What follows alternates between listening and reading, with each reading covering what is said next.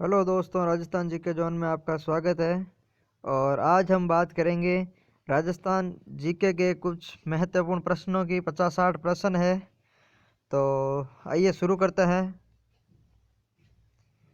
प्रश्न नंबर 1 है, मारी बरसालेरी मुमल हालोरी एक आलीजा रे देख नामक लोकगीत किस क्षेत्र का है। मारी बरसालेरी मुमल हालोरी एक आलीजा रे लोकगीत किस क्षेत्र से गाया जाता है। तो इस लोकगीत में मुमल शब्द आ गया है। और मुमल कहाँ का प्रसिद्ध है लोकगीत? तो मुमल नृत्य, मुमल लोकगीत या मुमल होटल आरटीडीसी की सभी मुमल है वो मुमल संबंधित सारे सारे जैसलमेर में स्थित है। सही आंसर होगा सी। प्रश्न नंबर 2 है, जिप्सी शब्द से किस जाति की पहचान होती है। तो जिप्सी शब्द से किस जाति की पहचान होती है? सही आंसर है ए, कंजर जाति की। जिप्सी शब्द से कंजर जाति की पहचान होती है। प्रश्न नंबर 3 है, नृत्य की कथक शैली का आदिम घराना है। तो नृत्य की जो कथक शैली है, कथक शैली का आदिम घराना है वो है घराना जयपुर है। सेम से सी। और इसके कथक शैली के प्रवर्तक है भानु जी। प्रश्न नंबर 4 है, दामनी है, ये आया हुआ प्रश्न है। दामनी है तो ये दामनी एक प्रकार की ओढ़नी है। सी आंसर होगा ए। 5वां है, मकर संक्रांति का त्योहार किस महीने में मनाया जाता है। तो मकर संक्रांति है वो मनाई जाती है अंग्रेजी महीने के जनवरी में। तो वो जनवरी और जो हिंदी महीना है वो आता है पौष। पौष और अंग्रेजी महीना जनवरी एक साथ आता है, तो इसका सही आंसर होगा बी, पौष। प्रश्न नंबर 6, निम्नलिखित में से गलत युग्म को पहचानिए। इनमें से गलत युग्म कौन सा है। तो सूर्य मंदिर है ओसिया में, एकदम सही है। देवलाड़ा मंदिर है वो आबू में है, ये भी सही है। महानालेश्वर मंदिर है ये मैनाल में, सही है। और जगत शिरोमणि ये मंदिर है वो जो इसमें दे रखा है ये जयपुर, ये गलत है। जगत शिरोमणि मंदिर है वो जयपुर में है, इसमें अजमेर दे रखा है, तो ये गलत कथन है। जयपुर से ही होगा इसका। प्रश्न नंबर 7 है, सिरोही का राजस्थान विलय कब हुआ। सिरोही का राजस्थान में विलय कब हुआ। तो सिरोही का राजस्थान में छठे चरण में विलय हुआ। राजस्थान के एकीकरण के 7 चरण थे। जो छठा चरण था वो था 26 जनवरी 1950 को सिरोही का इसमें विलय किया गया। राणा राज सिंह मेवाड़ का किस मुगल शासक के समकालीन थे। राणा राज सिंह मेवाड़ किस मुगल शासक के समकालीन थे। तो राज सिंह है जो औरंगजेब के समकालीन थे। प्रश्न नंबर 9 है, उनटाला का युद्ध 1599 में किसके मध्य लड़ा गया। उनटाला का युद्ध किसके मध्य लड़ा गया। तो ये लड़ा गया प्रश्न नंबर 9 में अमर सिंह और जहांगीर के मध्य लड़ा गया था। उनटाला कहाँ है। उनटाला का किला है वो है वल्लभगढ़ उदयपुर में है। और उनटाला का युद्ध लड़ा गया था 1599 ईस्वी में अमर सिंह और जहांगीर। प्रश्न नंबर 10 है, एक थम्बिया महल किस जिले में स्थित है। एक थम्बिया महल किस जिले में स्थित है। तो एक थम्बिया महल है वो है डूंगरपुर जिले में स्थित। सही आंसर होगा सी। और जो एक प्रहरी मीनार है वो है जोधपुर में। एक थम्बा महल है वो जोधपुर में। और एक थम्बिया महल है वो है डूंगरपुर में। फारसी इतिहासकार ने हसमत वाला राजा किसे कहा। फारसी इतिहासकार ने हसमत वाला राजा किसे कहा। तो हसमत वाला राजा का है राव मालदेव को, जो राठौड़ राजा थे और वो जोधपुर के शासक थे राव मालदेव। प्रश्न नंबर 12 है, सूची 1 और सूची 2 को सम्मिलित कीजिए। एक तरफ युद्ध दे रखे हैं, एक तरफ उन युद्धों का वर्ष दे रखा है कि कौन सा युद्ध कब लड़ा गया।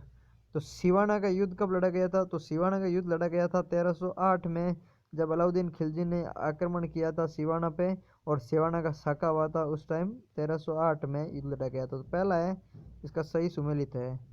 दूसरा, जालौर का युद्ध कब लड़ा गया था। तो जालौर का युद्ध लड़ा गया था 1311 में, क्योंकि उसी टाइम अलाउद्दीन खिलजी ने सिवाना के बाद में इन्होंने जालौर पर आक्रमण किया था, तो वो 1311 में किया था। तो पहले ए में एक है और बी में तीसरा है, तो ये सही आंसर होगा सी। बाकी जो है खातौली का युद्ध है वो लड़ा गया था 1517 में। खातौली का युद्ध लड़ा गया 1517 में। और बयाना का युद्ध लड़ा गया था 1527 में। तो सिवाना 1308, जालोर 1311, खातौली 1527 और बयाना का युद्ध है वो 1527 में लड़ा गया है। तो इसका सही आंसर होगा सी। प्रश्न नंबर 13, बीकानेर का कौन सा शासक अकबर और जहांगीर दोनों की सेवा में रहा? तो बीकानेर का जो राय सिंह है वो अकबर और जहांगीर दोनों की सेवा में रहा था। प्रश्न नंबर 14 है, इंदिरा गांधी नहर का राजस्थान में प्रवेश हनुमानगढ़ में कहाँ से होता है? तो इनमें इंदिरा गांधी नहर है, IGNP है, उसका राजस्थान के हनुमानगढ़ जिले में प्रवेश होता है। वो होता है टीबी तहसील के खरखेड़ा गांव में, खरखेड़ा गांव में होता है। प्रश्न नंबर 15 है, जाड़साई बोली जाती है?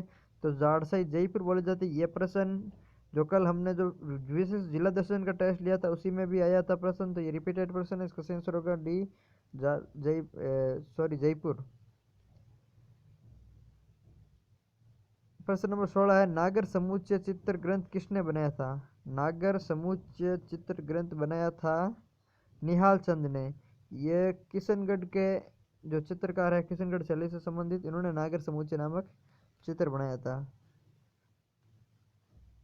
प्रश्न नंबर 17 है, रहस्यमयी कल्पनाओं का अमूर्त रूप किस शैली को कहा गया है? रहस्यमयी कल्पनाओं का अमूर्त रूप किस शैली को कहा गया है? तो इसका सही आंसर होगा सी, किशनगढ़ शैली को रहस्यमयी कल्पनाओं का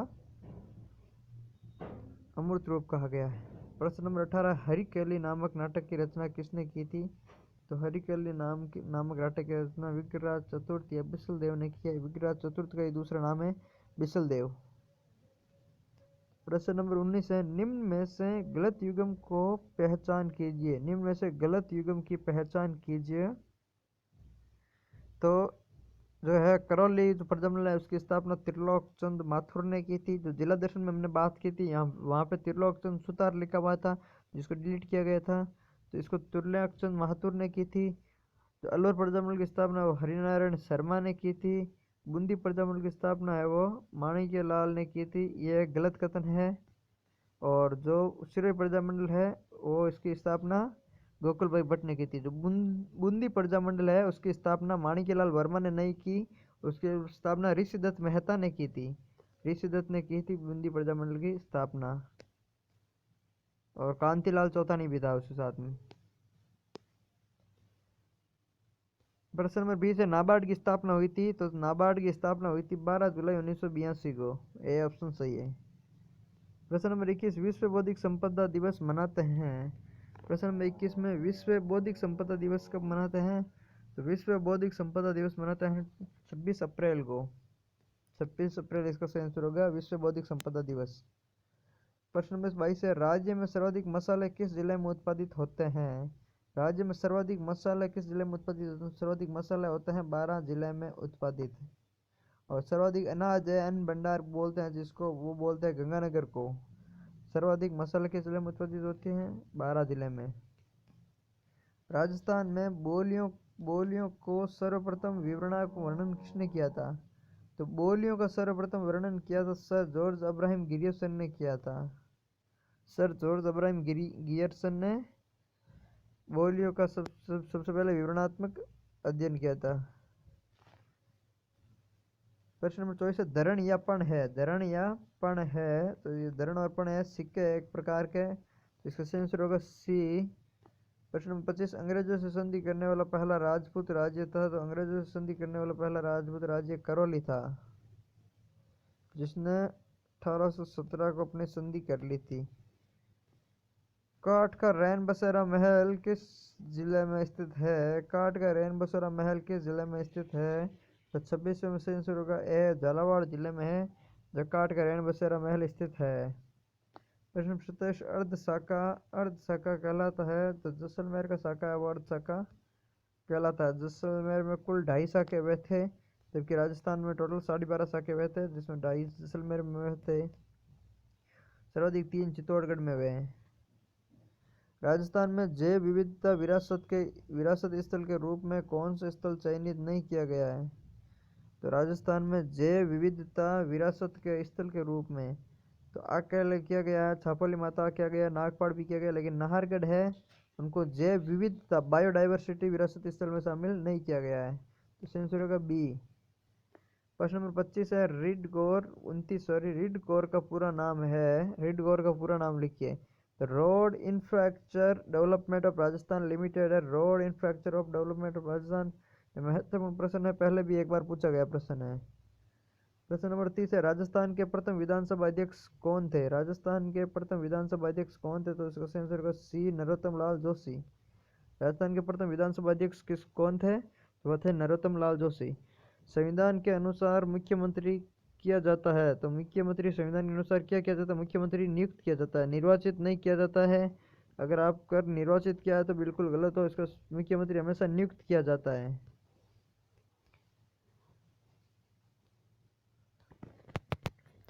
प्रश्न नंबर 32 है भारत में विविध निर्वाचनों के लिए निम्नलिखित में से कौन कौन सी निर्वाचन प्रणालियां स्वीकृत की गई है? तो भारत में कौन कौन सी निर्वाचन प्रणालियां स्वीकृत की गई है? तो प्रश्न पॉइंट एक है अप्रत्यक्ष निर्वाचन की संचयी मतदान प्रणाली, एकल संक्रमणीय मत के द्वारा आनुपातिक प्रतिनिधित्व प्रणाली, वयस्क मताधिकार के आधार पर प्रत्यक्ष निर्वाचक प्रणाली। तो भारत के अंदर दो प्रकार की शामिल की गई है। पहली है जो संचयी मतदान प्रणाली वाली, वो भारत में शामिल नहीं है। भारत के अंदर निर्वाचन प्रणाली में सिर्फ दो ये प्रणाली शामिल होती है, जबकि चौथी भी आनुपातिक प्रतिनिधित्व सूची प्रणाली यह भी शामिल नहीं की जाती है। एक तो की जाती है एकल संक्रमणीय मत द्वारा और एक की जाती है वयस्क मताधिकार द्वारा। तो सही आंसर होगा बी और सही आंसर होगा बी 2 और 3। प्रश्न नंबर 33 है प्रधानमंत्री की नियुक्ति भारतीय संविधान के किस अनुच्छेद के तहत होती है? तो प्रधानमंत्री की नियुक्ति होती है भारतीय संविधान के आर्टिकल 75 के तहत होती है, जबकि आर्टिकल 74 में लिखा हुआ है कि भारत की एक मंत्री परिषद होगी, जबकि आर्टिकल 75 के तहत प्रधानमंत्री की नियुक्ति के बारे में लिखा हुआ है। प्रश्न नंबर 34 है प्रशासनिक दृष्टि से जिलों को विभाजित किया जाता है। तो प्रशासनिक दृष्टि से जिलों को उपखंड में विभाजित किया जाता है। जो सब डिविजनल मजिस्ट्रेट जहां बैठता है या एसडीओ सब डिविजनल ऑफिसर जहां बैठता है तो वो उपखंड होता है। तो प्रशासनिक दृष्टि से जिलों को उपखंडों में विभाजित किया जाता है, तहसीलों में विभाजित नहीं किया जाता है। समानता का अधिकार भारतीय संविधान में वर्णित है। समानता का अधिकार भारतीय संविधान में आर्टिकल 14 से 18 तक वर्णित है। बलवंत राय मेहता समिति प्रतिवेदन में पंचायती राज संस्थाओं को कितने स्तर पर करने का सुझाव किया गया है? तो बलवंत राय मेहता समिति पर पंचायती राज संस्थाओं को तीसरे स्तर पर त्रिस्तर पर करने का सुझाव किया गया है। प्रश्न नंबर 37 है पंचायत चुनाव का निर्णय किसके द्वारा किया जाता है? तो पंचायत चुनाव का निर्णय जो भी जारी करती है, सर्कुलर जारी करती है, वो करती है राज्य सरकार ही द्वारा किया जाता है। स्टेट गवर्नमेंट द्वारा ही पंचायत चुनाव का जारी किया जाता है। प्रश्न नंबर 38 है भारतीय संविधान सभा ने राष्ट्रीय ध्वज तिरंगा को स्वीकार कब किया था? तो तिरंगा को स्वीकार 22 जुलाई 1947 को ही कर लिया गया था। राष्ट्रीय सरसों अनुसंधान केंद्र स्थित है, राष्ट्रीय सरसों अनुसंधान केंद्र स्थित है सेवर भरतपुर में, सेवर भरतपुर में से स्थित है। प्रश्न नंबर 40 है त्रिकाल संबंध है। तो त्रिकाल का संबंध किससे है? तो त्रिकाल का संबंध है अनाज, चारा और पानी से। त्रिकाल का संबंध है, इसका सही आंसर होगा बी। प्रश्न नंबर 41 है घोड़ा खोज सिंचाई परियोजना किस जिले से संबंधित है? तो घोड़ा खोज सिंचाई परियोजना है वो उदयपुर जिले से संबंधित है। प्रश्न नंबर 42 है लोहा अयस्क क्षेत्र लोहारिया व खाचरिया किस जिले में स्थित है? लोहारिया व खाचरिया किस जिले में स्थित है? तो ये है ए डूंगरपुर में है। जो खान का नाम है लोहारिया व खाचरिया और वह किससे संबंधित खान है? लोहे से संबंधित है। किस जिले में है? डूंगरपुर जिले में। ये तीन महत्वपूर्ण बातें हैं। प्रश्न नंबर 43 है आईजीएनपी की बागड़सर लिफ्ट नहर का नाम परिवर्तन कर क्या रखा गया? तो आईजीएनपी की जो बागड़सर लिफ्ट नहर है उसका दूसरा नाम है वीर तेजाजी लिफ्ट नहर और ये सबसे छोटी लिफ्ट नहर है। तो सबसे छोटी लिफ्ट नहर कौन सी है? वीर तेजाजी। वीर तेजाजी का दूसरा नाम क्या है?